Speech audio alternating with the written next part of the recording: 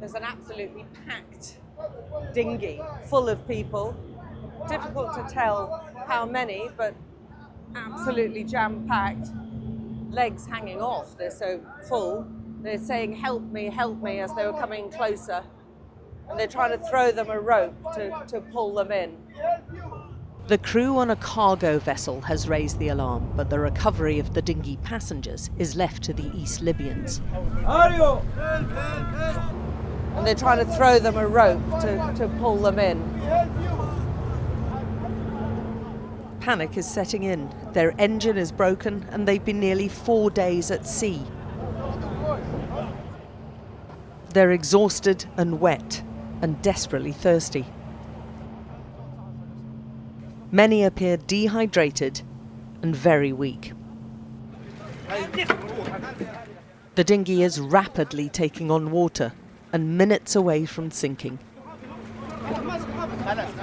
They don't realise yet, but they've just been pulled aboard a brigade ship run by one of the most powerful armed groups in the region.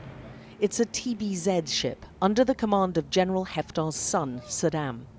His forces are accused of a range of crimes by human rights groups, including rape, torture and smuggling. At this point, the ship's passengers think they're still going to Europe.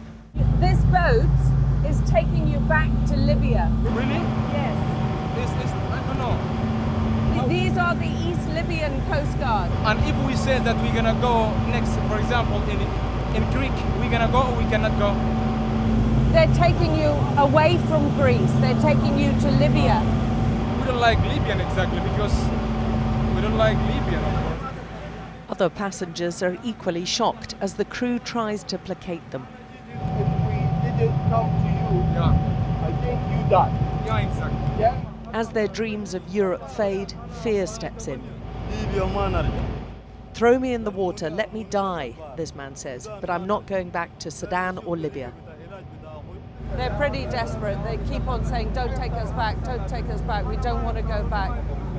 A number of them saying that they've tried before, failed, and now trying again, but a lot of desperation and urging us. They think we've got something to do with it, and they're urging us to take them to Europe. The interception of asylum seekers so close to European territory is highly contentious, returning them to war zones and unstable countries even more so. In cases like this, you don't think too hard about where you are in the sea, the captain tells us. You saw, water was already inside their boat, he goes on. 2 or 3 hours and they'd all be dead. It's a long night back to East Libya, where it's difficult to lodge asylum claims because the only UN-recognised government is in the rival and separated West.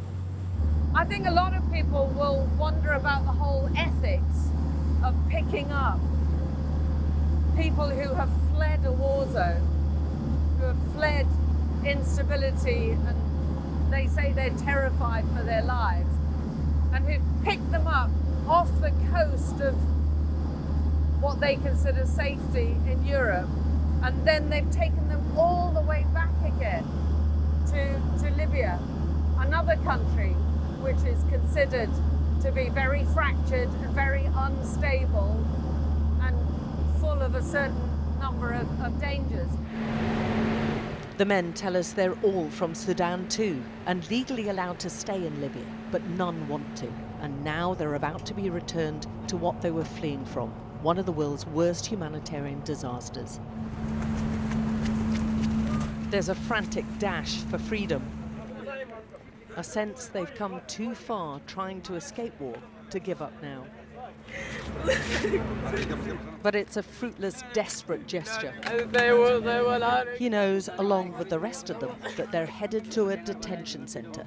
They'll be locked up now for an unknown time and then sent back to a war zone. They are a picture of despair and helplessness.